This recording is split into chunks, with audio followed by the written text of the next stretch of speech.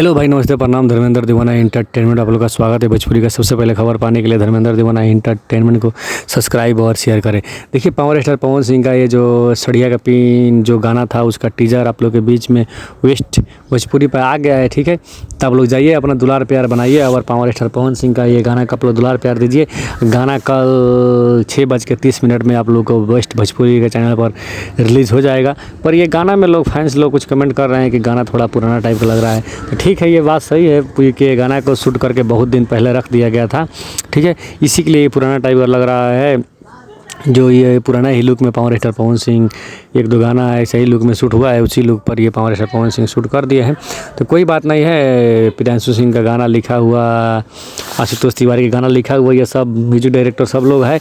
उस जो आशुतोष तिवारी का गाना जो लिखा होता है वो आज तक कोई फ्लॉप नहीं हुआ है। ठीक है, तो ये भी बहुत बढ़िया गाना होगा। तो आप लोग जाइए, अपना द्वार प्यार बनाइए और पावर स्टार पवन सिंह का टीजर को शेयर कीजिए। जय हो पावर।